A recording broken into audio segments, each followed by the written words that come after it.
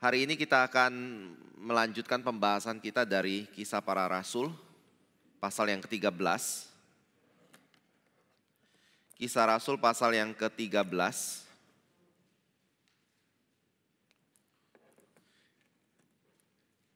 Kita akan baca dari ayat yang ke-4 sampai ayat yang ke-13. Kisah Rasul pasal 13 ayat yang ke-4 sampai dengan ayat yang ke-13.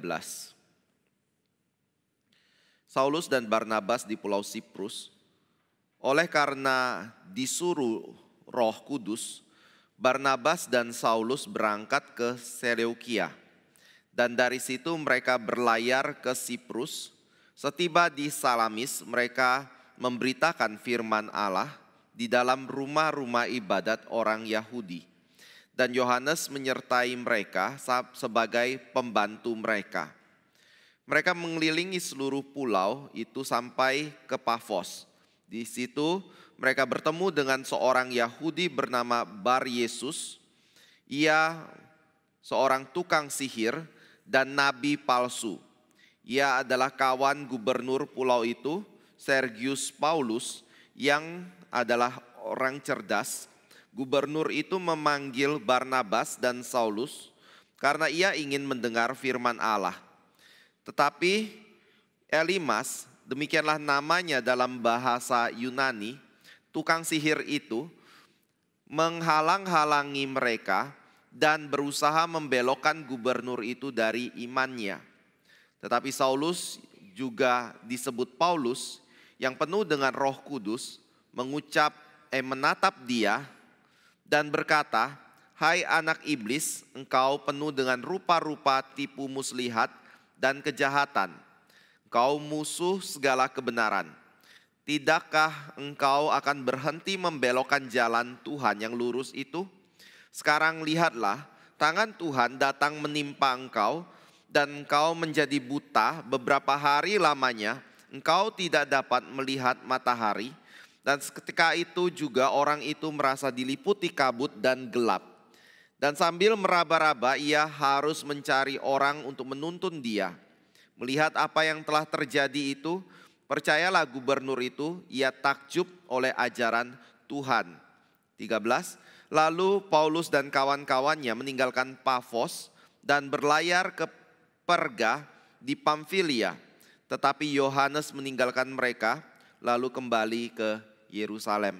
Mari kita kembali berdoa.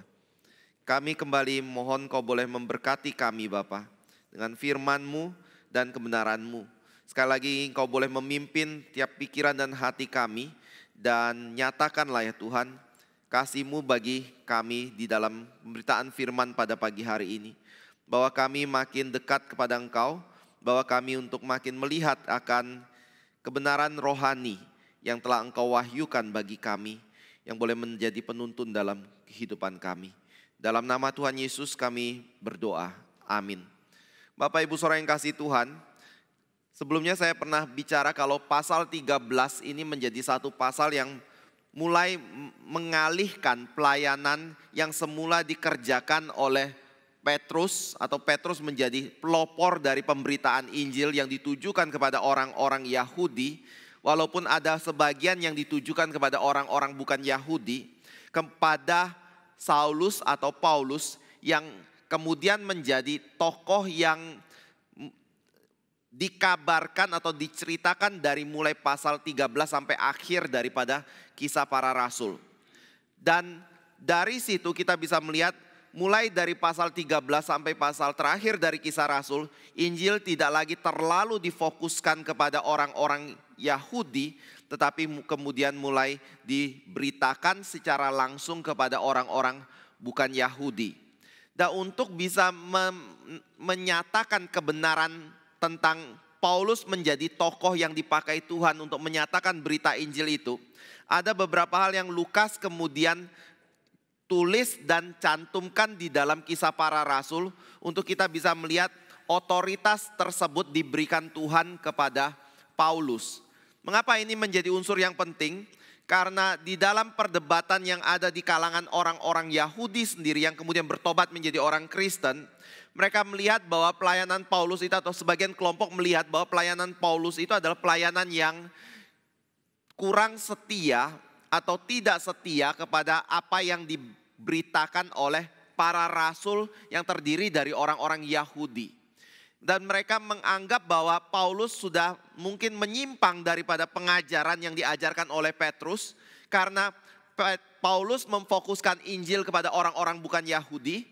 Tetapi ketika Paulus memfokuskan Injil kepada orang-orang Yahudi yang sebelumnya memang dikonfirmasi oleh Petrus dan orang-orang Yahudi Kristen sebagai sesuatu yang baik, ternyata Tuhan juga turut bekerja di tengah lengan orang-orang bukan Yahudi untuk membawa mereka percaya kepada Kristus. Tapi ada satu hal yang membedakan, yaitu ketika Petrus berkhotbah, paling tidak Petrus berkhotbah kepada orang bukan Yahudi yang memiliki relasi dengan orang Yahudi, atau dari kalangan orang yang takut akan Tuhan, atau dari orang-orang proselit seperti itu. Tetapi Paulus adalah kepada orang-orang yang murni bukan Yahudi. Nah, pada waktu dia memberitakan kepada orang-orang yang murni bukan Yahudi, ada satu hal yang diajarkan oleh Paulus dan terus ditekankan oleh Paulus, yaitu mereka tidak perlu menjadi orang Yahudi ketika mereka menjadi orang Kristen. Jadi pada waktu mereka percaya kepada Kristus, mereka tidak perlu memberi diri mereka untuk disunat. Pada waktu mereka percaya kepada Kristus, mereka tidak perlu tunduk di bawah hukum Taurat dan menjalankan Taurat di dalam kehidupan mereka sebagai orang Kristen. Nah, ini mengakibatkan ada satu perdebatan di antara kelompok Kristen sendiri, yaitu dari kalangan orang Yahudi dengan kalangan orang bukan Yahudi. Dan ini menjadi sesuatu yang membawa kepada persidangan yang terjadi di Yerusalem karena perdebatan yang hebat ini. Dan bahkan Paulus sendiri demi untuk menekankan kalau orang-orang Kristen bukan Yahudi, ketika mereka menjadi Kristen seperti itu tidak perlu lagi mengikuti pengajaran dari hukum Yahudi atau Taurat Yahudi dan memberikan diri disunat. Tidak segan-segan untuk menegur Petrus di hadapan dari seluruh jemaat yang ada di Galatia untuk mengatakan kalau engkau sesat Petrus, kalau engkau mengajarkan orang-orang Kristen bukan Yahudi untuk harus tunduk di bawah hukum Taurat kembali. Jadi ini adalah masalah yang sangat serius sekali. Nah, di dalam pasal 13 dan seterusnya ini, nggak perlu sampai akhir, tetapi dari pasal 13 sampai beberapa pasal kemudian, Lukas berusaha untuk membuat kita melihat ternyata Paulus pun adalah seorang yang ketika mengabarkan Injil, dia bukan mengabarkan Injil berdasarkan keinginan dia sendiri atau sesuatu yang merupakan dorongan hati dia sendiri. Dia adalah sungguh-sungguh rasul Tuhan yang sejati untuk mengabarkan pengabaran atau pengajaran yang benar, yang setia kepada kitab suci, kepada orang-orang bukan Yahudi. Termasuk juga pengajaran kepada orang-orang Yahudi berkenaan dengan Kristen tidak perlu lagi tunduk di bawah Taurat. Dan Kristen bisa tetap menjadi orang Kristen yang baik, yang takut akan Tuhan tanpa perlu menjadi orang Yahudi atau memberikan dirinya disunat dan hidup sepenuhnya berdasarkan kasih karunia dari Tuhan Allah. Nah, apa yang menjadi dasar yang Lukas angkat untuk membuat kita mengerti bahwa Paulus pun adalah tokoh yang ditunjuk oleh Tuhan untuk pelayanan ini. Bapak Ibu bisa melihat kalau tadi kita lewatkan pasal 13 ayat 1 sampai 3 karena kita sudah membahas sebelumnya, tapi boleh mengingat kembali lalu membandingkan dengan ayat yang keempat di dalam pasal 13. Yaitu pertama adalah pengutusan Paulus itu bukan sesuatu yang bersumber dari gereja semata. Dan bukan dari keinginan Paulus semata. Tetapi pengutusan dari Paulus dan Barnabas untuk pergi kepada bangsa-bangsa yang lain itu merupakan kehendak dari Roh Kudus. Bapak Ibu bisa melihat itu di dalam ayat yang kedua. Pada suatu hari ketika mereka beribadah kepada Tuhan dan berpuasa, berkatalah Roh Kudus, khususkanlah Barnabas dan Saulus bagiku untuk tugas yang telah kutentukan bagi mereka. Lalu di dalam ayat yang keempat, hal itu menjadi satu perubahan di dalam perkataan yang digunakan. Sebelumnya Tuhan berbicara kepada jemaat untuk mengkhususkan Barnabas dan Saulus untuk pelayanan yang dikehendaki oleh Tuhan. Yang keempat dikatakan oleh karena disuruh Roh Kudus, Barnabas dan Saulus berangkat ke Seleukia dan dari situ mereka berlayar ke Siprus. Jadi pada waktu Bapak Ibu melihat ayat yang keempat lalu bandingkan dengan ayat yang kedua, di situ Lukas berkata bahwa pelayanan Saulus dan Barnabas atau Barnabas dan Saulus itu bukan sesuatu yang merupakan inisiatif dari gereja, tetapi ini adalah inisiatif dari Roh Kudus sendiri yang ingin mereka pergi dan dikhususkan untuk pekerjaan yang dikehendaki oleh Roh Kudus. Yaitu apa? Mengabarkan Injil kepada bangsa-bangsa lain yang tidak ada relasi sama sekali atau sangkut pautnya kepada orang-orang Yahudi. Bapak Ibu bisa melihat kalau membaca dari pelayanan pasal 13 dan seterusnya. Memang kadangkala Paulus ketika mengunjungi, bukan kadangkala ya, selalu ketika Paulus mengunjungi satu kota tertentu, dia akan melihat di situ ada sinagoga tidak. Di situ ada tempat di mana orang-orang Yahudi berkumpul dan beribadah kepada Tuhan atau tidak. Kalau ada tempat tersebut, maka Paulus bersama dengan timnya itu akan masuk ke tempat itu untuk memberitakan Injil di sinagoga tersebut. Dan ketika dia telah memberitakan Injil di situ, kalau dia ditolak di dalam sinagoga itu, baru dia kemudian keluar untuk memberitakan Injil kepada orang-orang bukan Yahudi. Nah, apa yang mendorong Paulus melakukan hal ini? Ada beberapa alasan mengapa Paulus melakukan hal ini. Pertama adalah mungkin kita bisa lihat dari Injil Matius sendiri, Yesus Kristus pernah berkata, kalau Injil harus pertama-tama dikabarkan kepada orang Yahudi terlebih dahulu, baru kemudian kepada orang bukan Yahudi.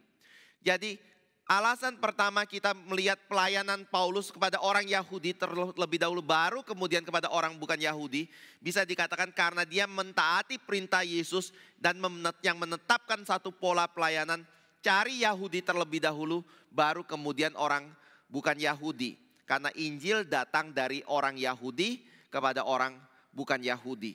Alasan kedua mengapa Paulus mencari orang Yahudi terlebih dahulu, kita bisa lihat dari Roma pasal 9. Di dalam Roma pasal 9 Paulus berkata bahwa hatinya itu betul-betul penuh dengan cinta kasih kepada orang Yahudi. Saudara dia yang adalah saudara yang bukan dari berdasarkan iman saja, tetapi berdasarkan darah dan daging. Karena baik Paulus yang merupakan keturunan Benyamin maupun orang-orang Yahudi memiliki bapa yang sama yaitu Yakub. Itu sebabnya dia memiliki kasih yang persaudaraan yang begitu besar kepada orang-orang Yahudi dan dia tidak menghendaki untuk melihat saudara dia itu mengalami kebinasaan.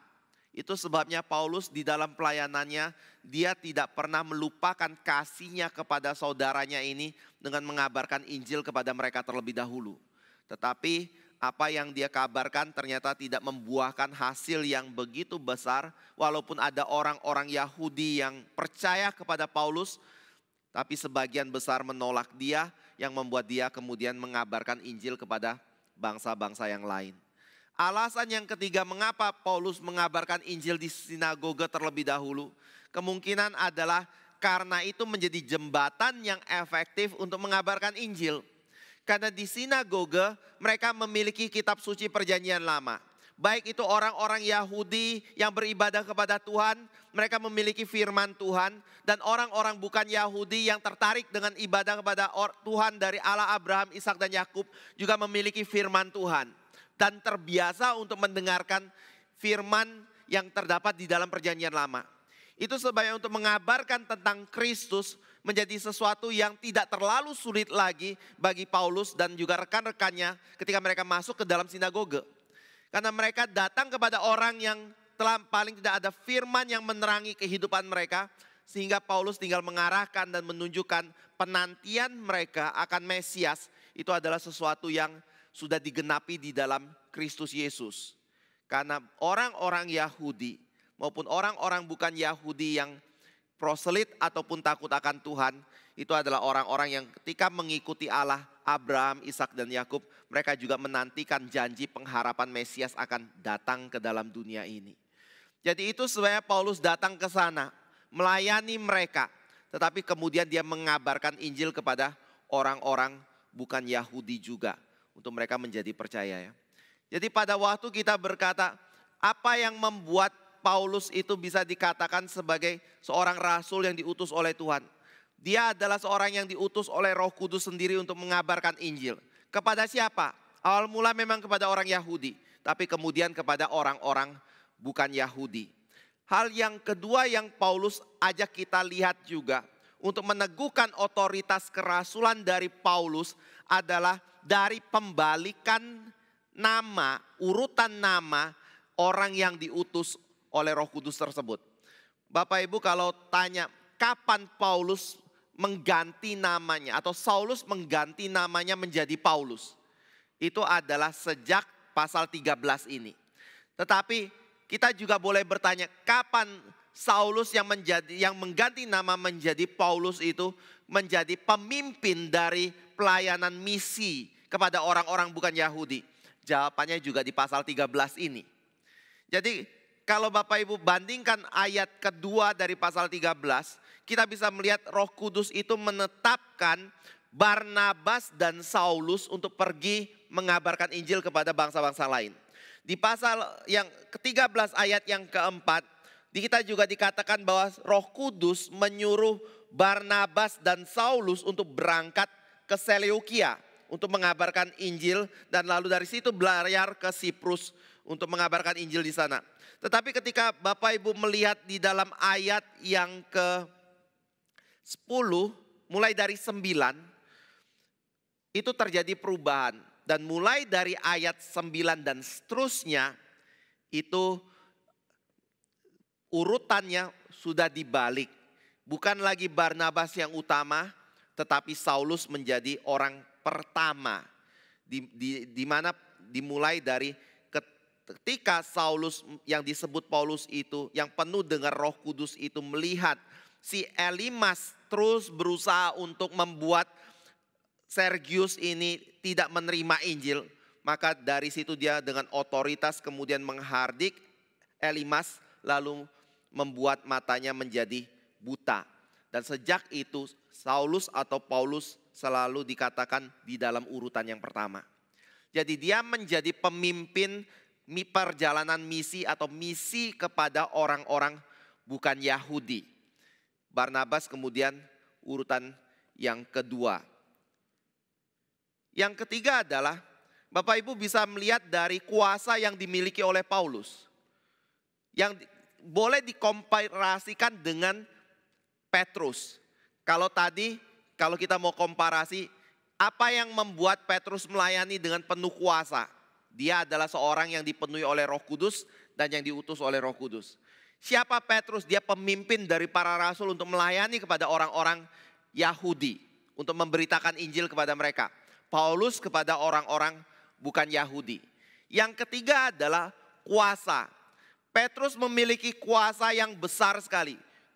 Kuasa atau karunia melakukan mukjizat yang menurut Ibrani ataupun menurut surat Paulus dikatakan sebagai satu otoritas yang mengkonfirmasi kalau diri mereka adalah rasul Tuhan. Jadi atas dasar apa kita mengatakan bahwa Petrus adalah rasul dari Tuhan Yesus Kristus? Dia bukan hanya memberitakan firman atau Injil Kristus, tetapi ada otoritas kuasa Kristus yang menyertai pelayanan dari Rasul Petrus tersebut. Sehingga dia bisa melakukan mukjizat di dalam nama Yesus Kristus. Nah pada waktu kita melihat kepada Paulus, Paulus juga adalah orang yang memiliki kuasa yang sama. Saudara bisa lihat tadi di dalam ayat yang ke-10, 11 dan seterusnya. Di situ ketika Paulus melihat bahwa Elimas menjadi penghalang Sergius untuk mendengarkan Injil Kristus dan menerima Kristus, maka dengan kuasa dari Kristus dia kemudian membuat Elimas itu mengalami kebutaan. Jadi ini adalah mukjizat pertama yang dicatat oleh Lukas di mana Paulus melakukan mukjizat di dalam pelayanannya.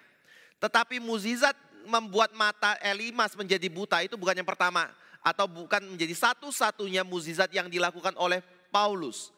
Bapak Ibu bisa melihat di dalam pasal berikutnya Paulus juga memiliki kuasa mukjizat seperti yang dimiliki oleh Petrus, yaitu ketika Petrus berjalan ke bait Allah, dia melihat ada seorang yang lumpuh sejak dari kecil, yang kemudian ketika melihat kepada Petrus, Petrus berkata kepada dirinya, emas dan perak aku tidak punya, tetapi apa yang aku punya aku akan berikan kepada engkau, yaitu di dalam nama Yesus bangkit dan berjalanlah. Orang itu kemudian bangkit dan berjalan. Dan kalau Bapak Ibu baca di dalam pasal 14, Paulus pun ketika mengabarkan Injil, dia melihat ada seorang yang sudah tua, tetapi mengalami kelumpuhan sejak dari kecil juga. Dan ketika Paulus melihat bahwa ada kuasa Tuhan yang bekerja dan orang ini mungkin bisa disembuhkan, maka Paulus meminta orang ini kemudian bangkit berdiri, dan orang itu pun kemudian bisa berjalan dan sehat dengan kaki yang telah sepenuhnya sembuh.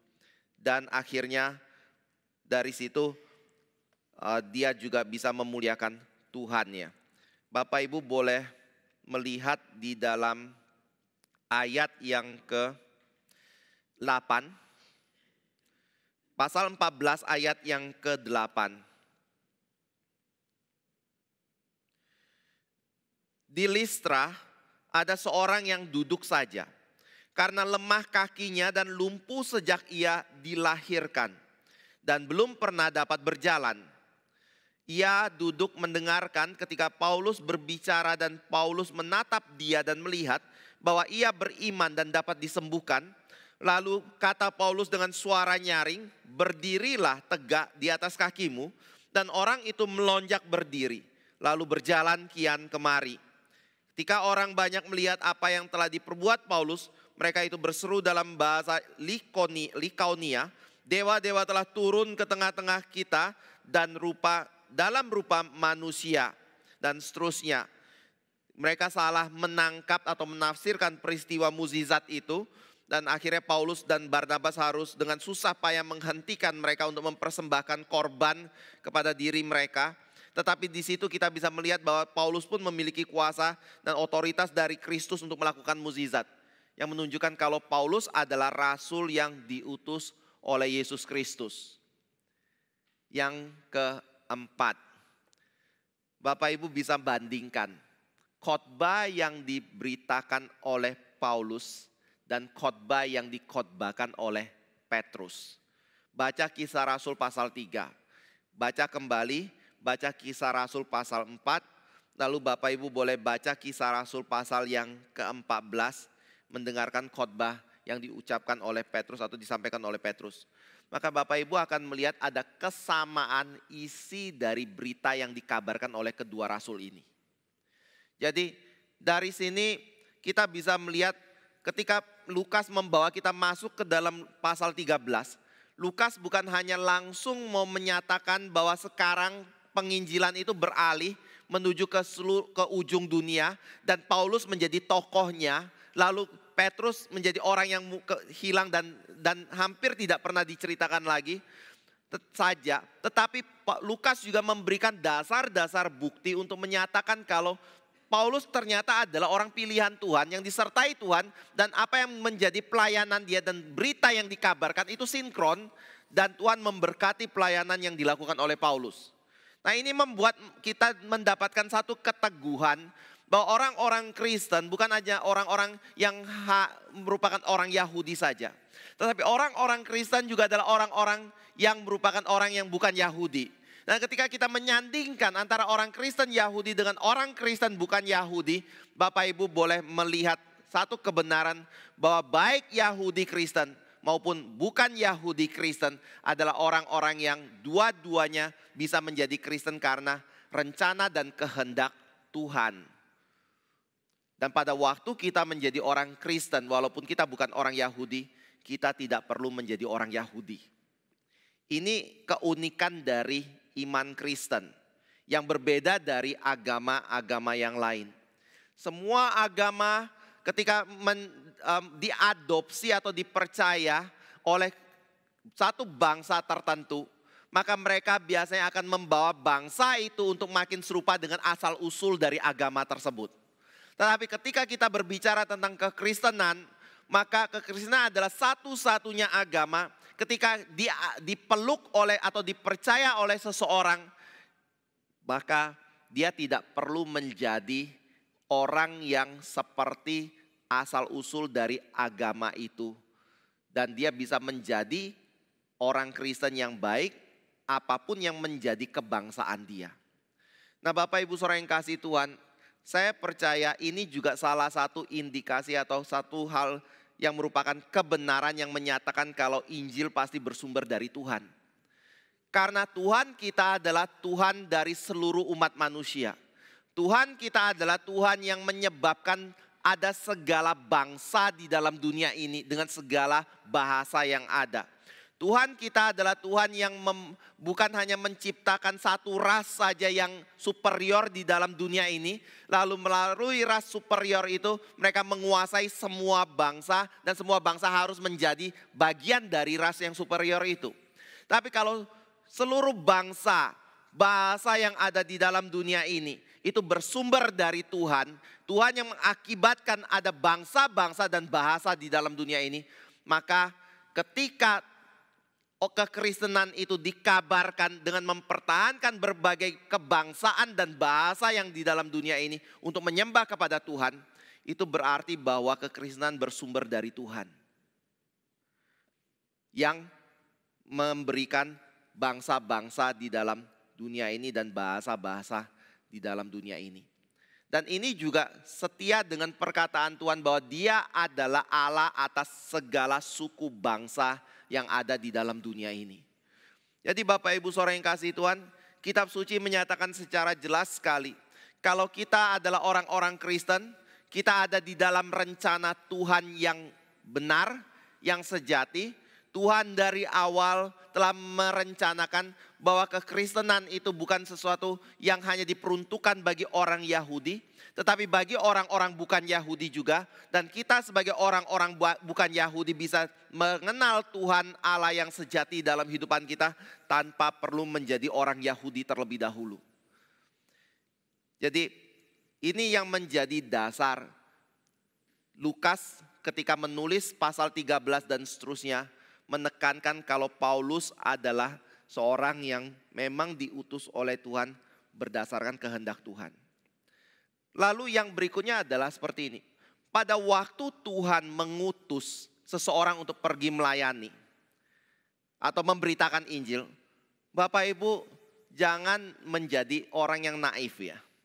Maksudnya adalah seperti ini. Kalau Tuhan mengutus kita untuk melayani atau pergi untuk memberitakan Injil, Tuhan pasti menyertai kita dengan kuasa kan. Tuhan berkata bahwa Dia akan menyertai kita sampai ke ujung bumi ini. Mohon tanya, kalau Tuhan menyertai kita sampai ke ujung bumi ini, apakah itu berarti jalan yang kita lalui itu akan selalu lurus dan lempeng atau lancar seperti itu? Alkitab berkata tidak.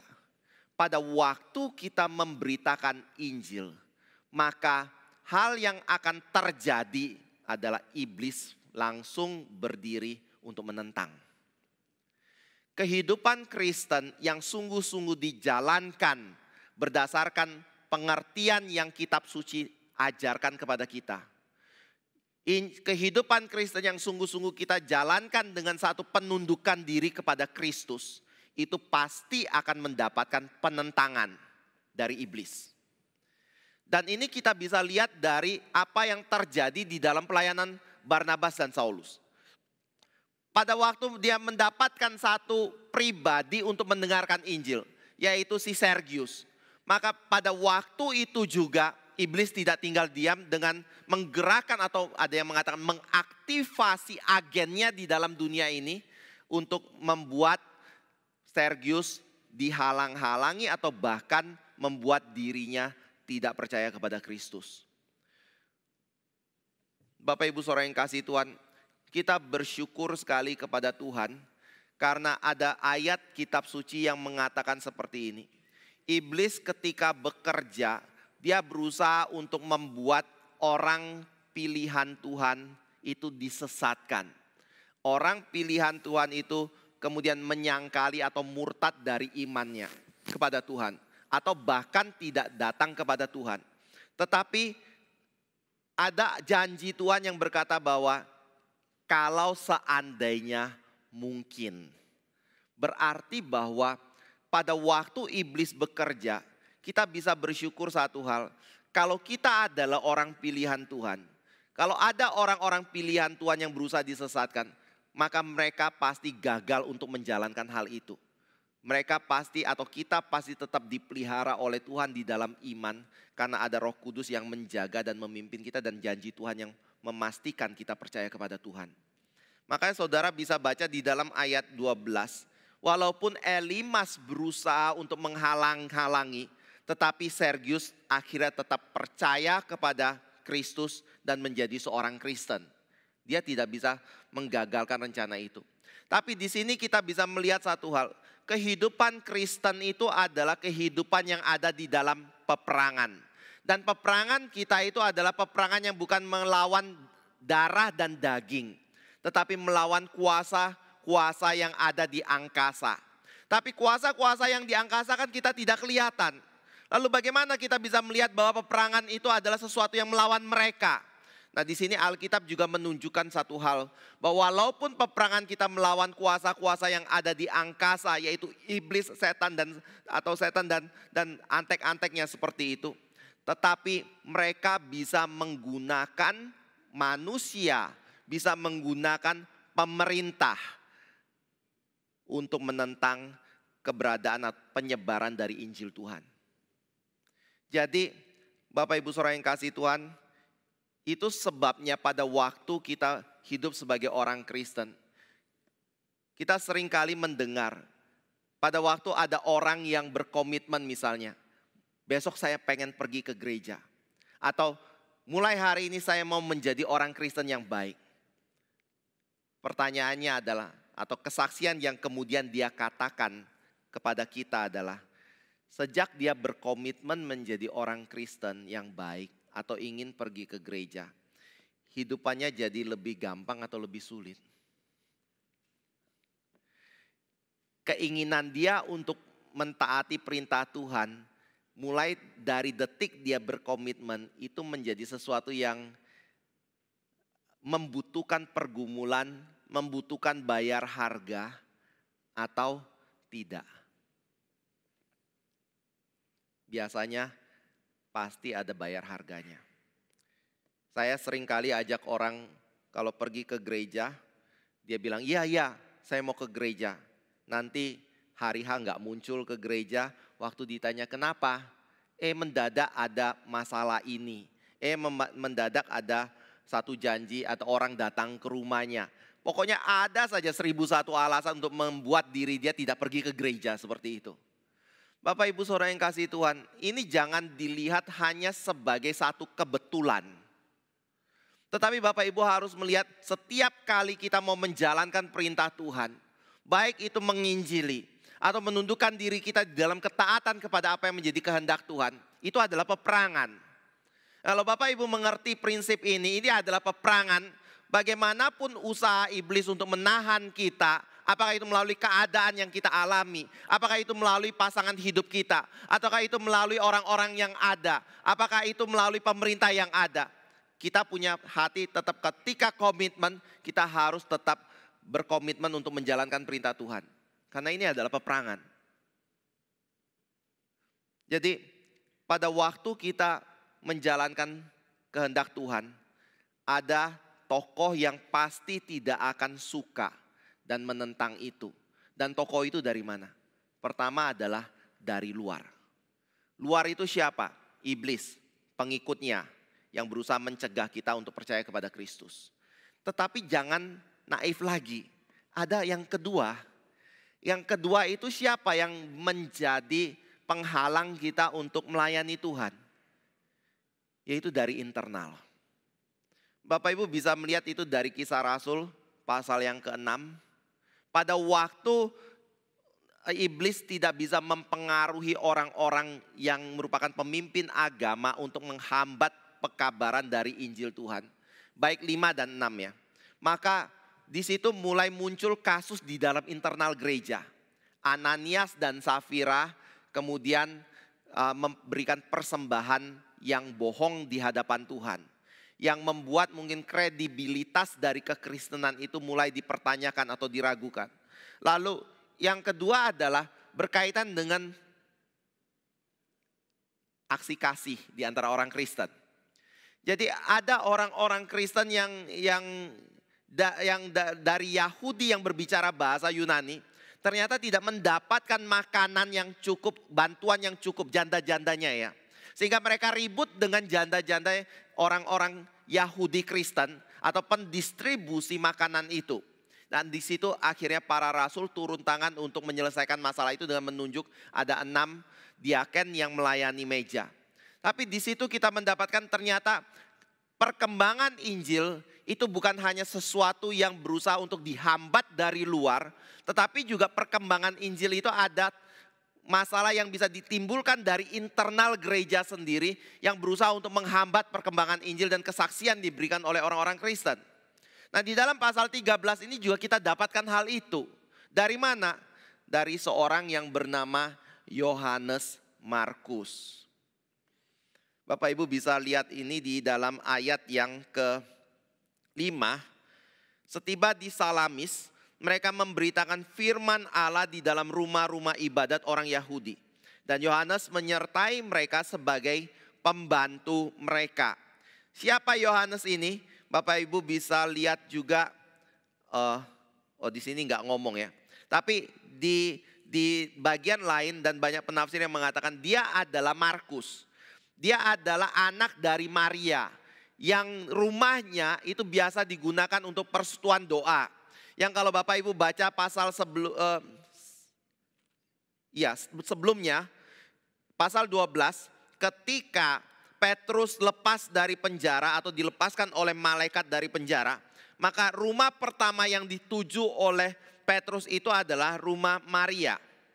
Karena di situ biasanya orang-orang Kristen akan datang untuk berkumpul dan berdoa di sana, dan ibunya adalah Markus. Ayat yang ke-12, pasal yang ke-12. Jadi Yohanes Markus itu mengikuti Barnabas dan Paulus di dalam pelayanan ini. Tapi di dalam ayat yang ke-13 itu dikatakan, lalu Paulus dan kawan-kawannya meninggalkan Pafos dan berlayar ke Perga di Pamfilia, tetapi Yohanes meninggalkan mereka lalu kembali ke Yerusalem. Bapak Ibu saudara yang kasih Tuhan, ini tindakan yang sekedar ngomong, sorry ya, saya ada kerjaan. Jadi saya punya perjalanan misi itu hanya bisa sampai tanggal sekian lalu saya pulang kembali. Misalnya ambil contoh kayak gini ya. Kita ada pelayanan KKR regional misalnya. KKR regional itu misalnya diadakan di pulau yang lain, NTT misalnya. Lalu lamanya adalah 1 minggu. Misalnya dari tanggal 7 sampai tanggal 14. Siapa yang bisa pergi 1 minggu itu? Full, belum tentu semua kan. Ada orang yang bisa pergi 3 hari, ada orang yang bisa pergi 5 hari, ada yang mungkin bisa pergi 1 minggu full seperti itu. Dan pada waktunya tiba, dia bisa pulang kan, ke Solo kembali. Nah, waktu dia pulang itu bukan seperti yang terjadi di Yohanes. Yohanes mengikuti Barnabas dan Saulus untuk pergi pelayanan bukan dengan satu perjanjian, saya mau ikut. Tapi cuma untuk beberapa waktu saja. Setelah itu saya pulang. Karena pada waktu Yohanes pulang, ketika Paulus ingin pergi dalam perjalanan misinya yang kedua, dan Barnabas ingin membawa si Markus kembali, Yohanes Markus, Paulus marah besar. Paulus bilang enggak mau. Lalu akhirnya timbullah perdebatan besar antara Barnabas dan Paulus yang membuat kedua pemimpin gereja ini pecah. Lalu Barnabas membawa Markus dan Paulus membawa Silas. Paulus kelihatannya baru menerima Markus kembali di hari tuanya. Bapak Ibu baca itu di surat Timotius. Paulus berkata kepada Timotius, tolong minta Markus datang menghadap aku karena aku sekarang hanya tinggal bersama Lukas. Dan pelayanan Markus adalah pelayanan yang penting bagi diriku. Pada waktu tua. Tapi sepanjang Paulus melayani dari perpecahan ini. Sampai kepada hari tua itu kelihatannya mereka tidak melayani bersama. Bapak Ibu Saudara yang kasih Tuhan, jadi ini masalah yang cukup serius. Nah, pada waktu kita bicara masalah yang cukup serius, apa yang menjadi penyebabnya? Satu hal yang pasti itu bukan masalah doktrinal ya. Karena Barnabas dan Saulus dan Markus akhirnya, atau ketika Barnabas membimbing Markus, akhirnya Markus menjadi orang yang penting di dalam kehidupan Paulus, dan Markus sendiri dipakai oleh Tuhan untuk menulis Injil Markus. Jadi bukan masalah doktrin. Lalu masalah apa? Enggak disebutkan. Kita juga tidak bisa presisi dengan mutlak mengatakan masalahnya ini. Tetapi ada beberapa kemungkinan yang menjadi penyebab. Yang saya percaya akibat dari hal itu membuat Paulus dan sendiri dan Barnabas itu mungkin mengalami sedikit goncangan dan mungkin juga ada tawar hatinya di dalam melayani Tuhan. Ada yang menafsirkan seperti ini ya. Coba Bapak Ibu baca kembali ayat 13. Paulus dan kawan-kawan meninggalkan Pafos dan berlayar ke Perga di Pamfilia. Lalu kemudian Yohanes meninggalkan mereka. Lalu ayat 14 dikatakan dari Perga mereka melanjutkan perjalanan mereka lalu tiba di Antioquia Pisidia. Dan di Perga itu tidak dicatat sama sekali pelayanan yang mereka lakukan. Nah, ini semacam asumsi ya. Ada yang menafsirkan kemungkinan setelah peristiwa Yohanes Markus pulang di Perga itu mereka rapat untuk membicarakan masalah ini. Sehingga mereka tidak mengabarkan Injil di sana. Nah, apa yang mengakibatkan Markus pulang? Ada beberapa penafsiran. Pertama adalah ada yang mengatakan Markus itu ikut di dalam perjalanan misi karena dia mengalami euforia. Jadi pada waktu Barnabas dan Saulus itu diutus di dalam perjalanan misi, itu adalah penghususan misi pertama, misionaris pertama yang diutus oleh gereja. Wah, luar biasa kan, Roh Kudus mengkhususkan mereka, dan Roh Kudus memerintahkan mereka untuk pergi perjalanan misi. Markus gak mendapatkan perintah itu, dan dia melihat ini adalah pekerjaan Tuhan yang penting, maka dia ingin ikut di dalam pekerjaan itu. Tetapi ketika Paulus melayani, ternyata pelayanan itu tidak seindah yang dibayangkan. Ada Elimas yang muncul, lalu kemudian kalau Bapak Ibu perhatikan di dalam perjalanan itu antara Pafos ke Perga seperti itu, atau ya Pafos ke Perga, di situ perjalanan sangat sulit sekali. Ada yang mengatakan dari geografis dan juga kondisi geografis itu membuat perjalanan itu sangat beresiko sekali. Baik itu karena geografisnya yang sulit maupun karena penjahat-penjahat yang ada di daerah tersebut. Kalau Bapak Ibu bandingkan dengan surat Paulus yang lain, Paulus 2 Korintus ya, Paulus berkata, aku ketika melayani Tuhan itu susah sekali. Karam kapal berapa kali. Lalu dicambuk itu ada 3 kali, di mana setiap cambukan itu 40 kali kurang 1. Dirampok mungkin, atau mengalami orang-orang yang ingin membunuh diri dia. Itu hal-hal yang dialami di dalam perjalanan Paulus. Sehingga pada waktu Yohanes Markus melihat kondisi itu, dia ciut hatinya, lalu dia mundur dari pelayanan. Tapi ada aspek kedua yang dikatakan juga, yang ditafsirkan ya. Yohanes Markus adalah orang Yahudi. Dan ketika dia melihat Paulus itu melayani bukan hanya kepada orang Yahudi, tetapi juga kepada orang bukan Yahudi. Dan ketika orang bukan Yahudi menjadi percaya kepada Kristus, Paulus tidak memerintahkan mereka untuk menjadi Yahudi. Di situ Markus tidak setuju. Lalu akhirnya Markus kemudian mengundurkan diri dari pelayanan itu. Nah, Bapak Ibu Saudara yang kasih Tuhan, kita di dalam pelayanan bisa mengalami hal ini. Tawar hatinya itu bukan dari luar. Kalau dari luar, kita mungkin lebih kuat menghadapi orang-orang yang berusaha untuk menahan pekabaran Injil dan kita lebih solid di dalam. Tetapi kalau perpecahan itu dimulai dari dalam, itu betul-betul bisa membuat hati kita merasa tawar dan merasa, apa istilahnya ya, sulit untuk terus maju dengan satu kekuatan dari Tuhan. Kita bisa satu waktu drop seperti itu. Dan ada orang-orang yang mengalami depresi di dalam pelayanan. Karena apa? Rekan sendiri mengertikan pelayanan yang kita kerjakan. Mungkin orang-orang yang kita layani menolak kita, padahal kita sudah melayani dengan sepenuh hati, dengan kesungguhan dan ketulusan seperti itu untuk mendidik mereka di dalam pelayanan. Tetapi tetap ditolak dan disalah mengerti. Paulus sendiri menulis surat kepada Korintus sampai 3 kali, tapi yang dipegang kepada kita, atau 4 kali ya. Yang diberikan kepada kita itu ada 2 surat, 1 Korintus dan 2 Korintus. Bapak Ibu boleh baca surat itu. Paulus itu sampai ngomong kayak gini ya. Kerasulan dia ditolak oleh jemaat Korintus. Kami itu menyediakan hati yang lapang bagi kamu. Tetapi kenapa engkau menyediakan hati yang sempit bagi kami? Bukankah itu sesuatu yang mendukakan sekali? Tetapi itu realita. Dan pada waktu hal itu terjadi, Bapak Ibu saudara yang kasih Tuhan, Bapak Ibu di pihak yang mana? Itu penting. Kalau nggak salah, Richard Baxter itu mengatakan seperti ini. Pada waktu terjadi perpecahan itu, pastikan Bapak Ibu Saudara jangan di posisi orang yang sakit hati ya.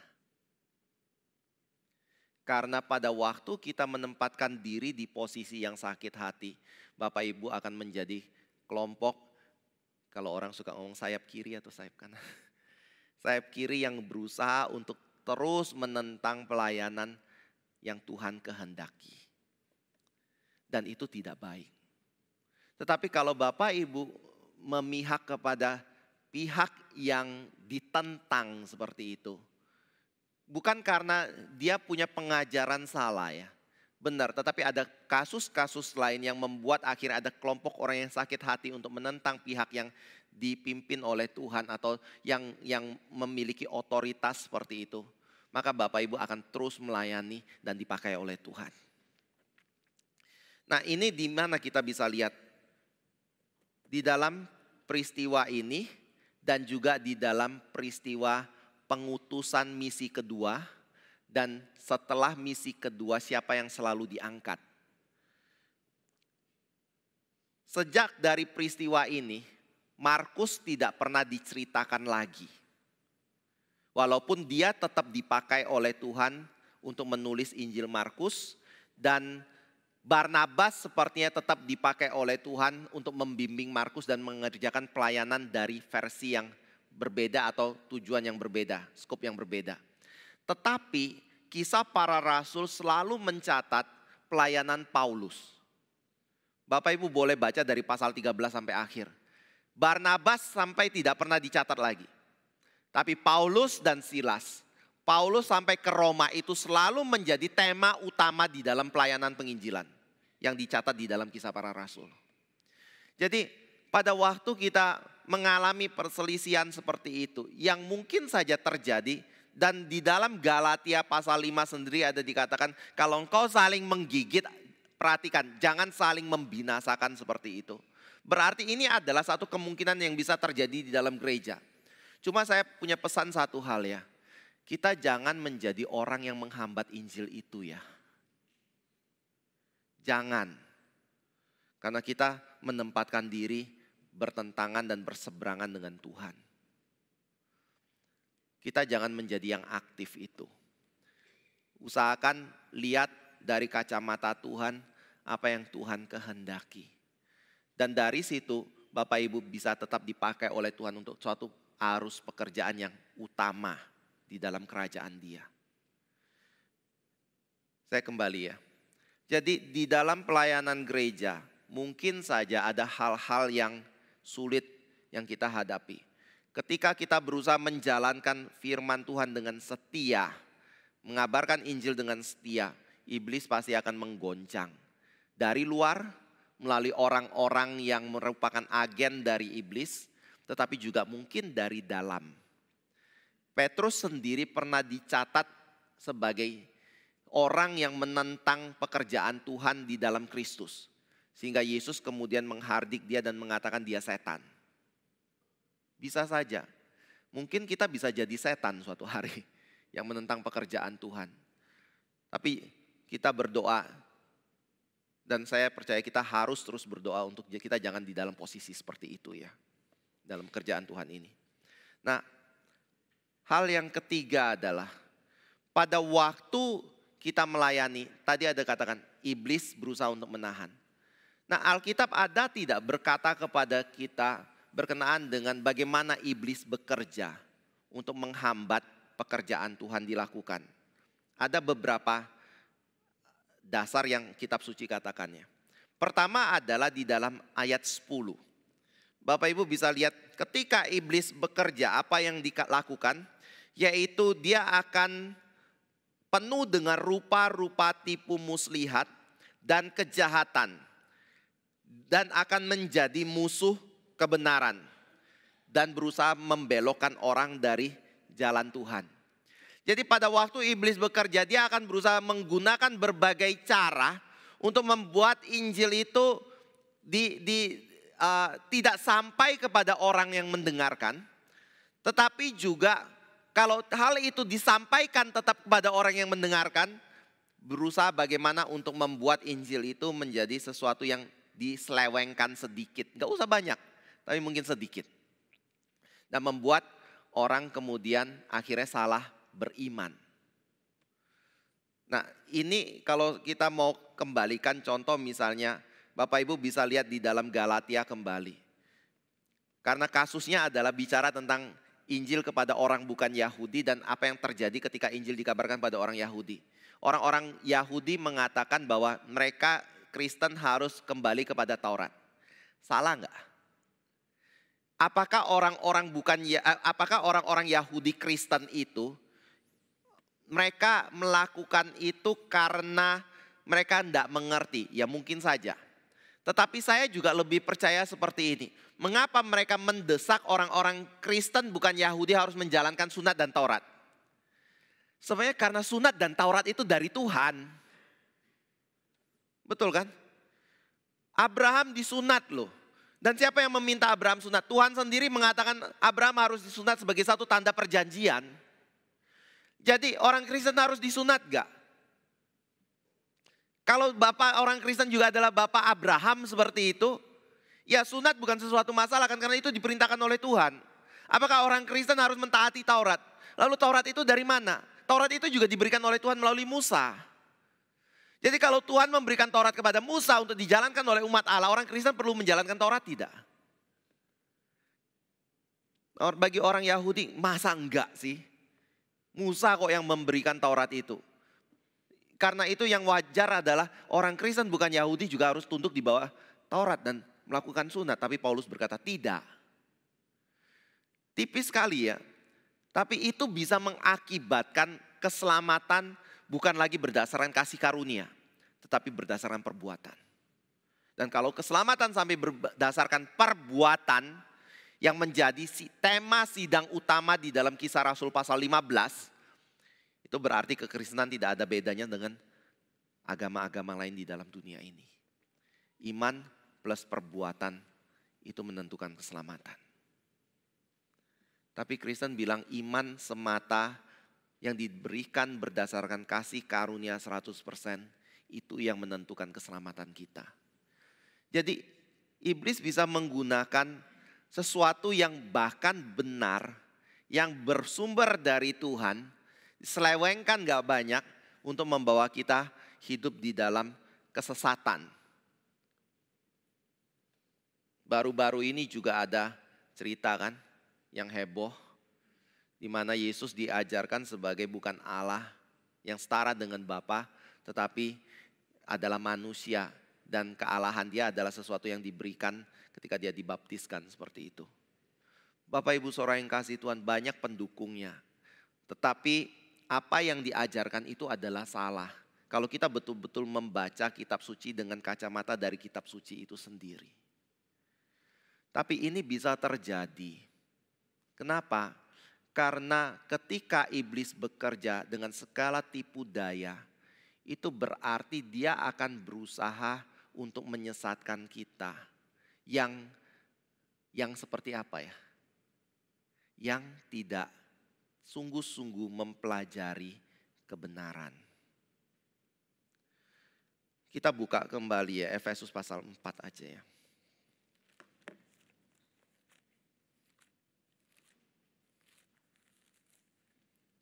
Efesus pasal 4. Kita baca dari ayat 11. Lalu ayat 14 kita baca bersama-sama ya. 14 dan 15 kita baca sama-sama. Dan ialah yang memberikan, atau Yesus yang memberikan baik rasul-rasul maupun nabi-nabi. Baik pemberita-pemberita Injil maupun gembala-gembala dan pengajar-pengajar. Untuk memperlengkapi orang-orang kudus bagi pekerjaan pelayanan, bagi pembangunan tubuh Kristus, sampai kita semua telah mencapai kesatuan iman dan pengetahuan yang benar tentang anak Allah, kedewasaan penuh dan tingkat pertumbuhan yang sesuai dengan kepenuhan Kristus. 14-15 kita baca sama-sama. 2-3. Sehingga kita bukan lagi anak-anak yang diombang-ambingkan oleh rupa-rupa angin pengajaran, oleh permainan palsu manusia dan kelicikan mereka yang menyesatkan. Tetapi dengan teguh berpegang kepada kebenaran, di dalam kasih kita bertumbuh di dalam segala hal ke arah Dia, Kristus yang adalah kepala.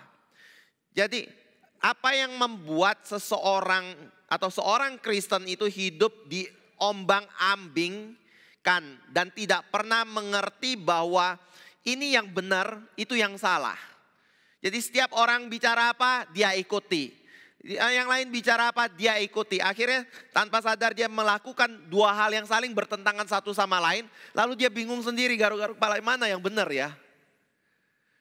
Bapak Ibu Saudara yang kasih Tuhan, Paulus berkata, apa yang membuat orang Kristen hidup di dalam keadaan diombang-ambingkan oleh kebenaran? Karena dia masih anak-anak. Karena dan apa yang mendasarkan seseorang itu dikatakan anak-anak dan dewasa? Yaitu pengertian dia akan firman Tuhan. Pengenalan dia akan Kristus. Itu yang menjadi dasar. Jadi pada waktu iblis berusaha menyesatkan kita dengan segala tipu daya yang dia lakukan. Jangan pikir tipu daya itu cuma muncul misalnya yang satu jadi malaikat terang, yang satu jadi kuntilanak atau jadi pocong atau jadi dari yang lain-lain itu ya. Menipu seperti itu. Iya oke, bisa aja. Tetapi yang pintar saya percaya dia akan menyamar menjadi malaikat terang untuk membuat Bapak Ibu berpikir dia adalah hamba Tuhan yang sejati, mengajarkan yang benar tapi sebenarnya tipuan. Hati-hati. Itu yang pertama. Yang kedua adalah Bapak Ibu bisa buka dari 2 Korintus 4 ayat yang keempat.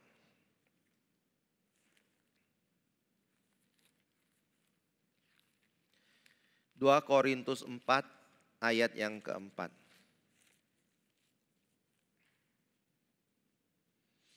Kita baca sama-sama ya.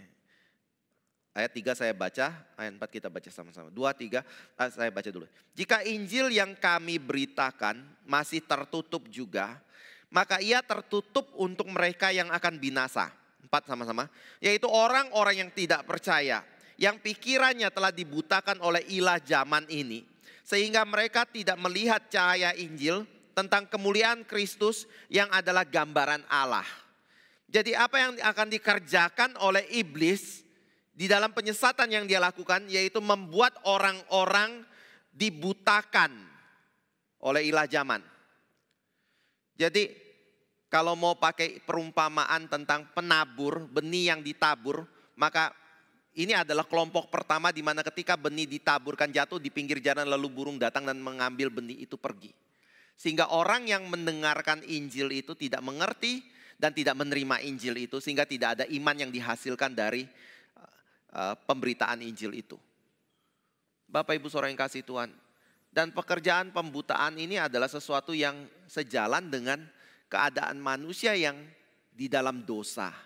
Yaitu mereka adalah orang-orang yang buta, Tuhan berkata.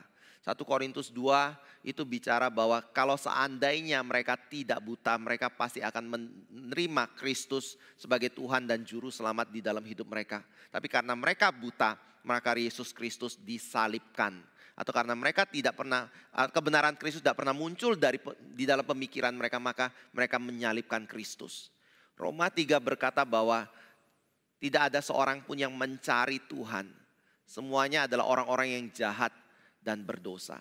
Jadi Tuhan bisa atau iblis bisa menggunakan cara supaya kita ketika mendengar Injil kita tidak peduli sama sekali. Mungkin kita akan anggap itu adalah pikiran manusia. Padahal itu adalah suara Tuhan yang ingin disampaikan untuk mengingatkan kita bahwa kita adalah orang yang berdosa dan kita butuh bertobat dari dosa kita. Bapak Ibu Saudara yang kasih Tuhan. Jadi hati-hati ya. Kita ada di dalam posisi apa sebagai orang yang setiap minggu datang ke gereja, dengarkan firman, atau beribadah kepada Tuhan sepertinya. Atau orang yang selalu mengatakan diri kita adalah orang Kristen yang baik. Betul enggak? Coba uji, saya ngerti firman tidak? Ada enggak kebenaran yang hidup di dalam diri saya? Yang membuat saya itu menjadi makin serupa dengan Kristus. Jangan-jangan saya cuma melabel diri saya Kristen yang baik, tapi sebenarnya saya buta Alkitab, buta firman Tuhan. Dan itu berarti iblis telah menguasai atau menang atas kehidupan kita, menguasai hidup kita. Dan yang ketiga, hati-hati. Di dalam Alkitab ada peringatan yang Paulus juga berikan. Orang-orang yang semulanya rajin di dalam mengikut Tuhan, itu akhirnya meninggalkan Paulus dan tidak lagi melayani Tuhan bersama-sama dengan Paulus. Seperti Demas dan yang lainnya. Dan apa yang menjadi dasar? Karena mereka mulai cinta kepada dunia ini. Cinta kepada materi. Dan kalau kita terapkan di dalam pasal 13 ini, mungkin saja Elimas itu berusaha menghalangi si Sergius dan bukan membuka diri untuk menerima Injil dan percaya seperti halnya Sergius yang percaya karena masalah ekonomi.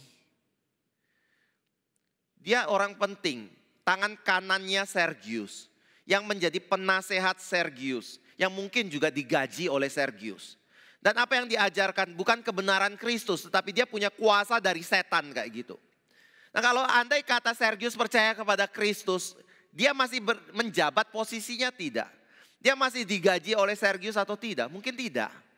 Sergius mungkin pecat dia pada waktu itu atau mendorong dia untuk melepaskan kuasa dia. Dan menjadi orang Kristen. Kalau dia tidak lagi bekerja, uang dari mana?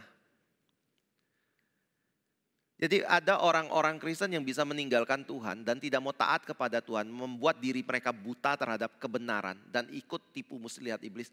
Karena umpannya cocok dengan apa yang ada di dalam hatinya, yaitu kecintaannya terhadap materi. Dan istilah rupa-rupa muslihat itu namanya, itu seperti orang yang sedang memancing. Bapak Ibu, ketika kita mancing ikan, yang pintar itu siapa ya? Orang yang mancing ya kan? Menggunakan apa itu namanya? Umpan yang cocok dengan apa yang ikan mau. Ikannya berpikir saya dapat kesenangan, saya dapat makanan hari ini. Makanan gratis lagi mendadak muncul di depan dia kayak gitu. Waktu dia makan, justru dia terkail. Nah itu cara kerja iblis. Jangan pikir iblis itu begitu goblok ketika dia memberikan satu ujian. Kita bisa tahu, oh ini ujian atau pencobaan dari iblis. Ini adalah satu tipuan dari iblis. Enggak, Bapak Ibu Saudara yang kasih Tuhan, itu iblis yang bodoh mungkin. Iblis yang pintar ketika kasih umpan kepada kita, kita enggak akan pikir itu umpan iblis. Yang kita pikir adalah rencana kita akan berhasil, keinginan kita terpenuhi, apa yang kita cita-citakan itu tergenapi, kebaikan itu akan tiba di dalam keluarga kita. Dan termasuk mungkin juga yang belum punya pacar dapat suami atau istri yang baik. Tetapi sebenarnya akan menjauhkan kita dari iman dan ibadah kita kepada Tuhan. Itu cara kerja iblis. Jadi hati-hati ya. Alkitab sudah memberikan peringatan itu kepada kita. Bukan karena Tuhan tidak ingin kita bahagia. Tetapi karena Tuhan ingin kita bahagia. Cuma kita punya cara mendapatkan kebahagiaan itu adalah dengan cara yang salah. Tapi Tuhan memberikan cara yang benar untuk kita mendapatkan kebahagiaan, yaitu di dalam Tuhan dan kebenarannya. Kiranya Tuhan boleh berkati kita ya. Mari kita masuk dalam doa. Kami kembali bersyukur Bapa untuk firman yang boleh Engkau berikan bagi kami. Untuk kebenaran yang boleh Engkau bukakan bagi kami. Untuk pengertian-pengertian tentang kitab suci-Mu yang Engkau boleh karuniakan dengan menerangi mata hati kami. Kiranya Engkau boleh pimpin kehidupan dari anak-anak-Mu ketika kami berjalan bersama dengan Kristus dalam dunia ini. Ketika kami melayani Kristus di dalam gereja-Mu atau di dalam kerajaan-Mu.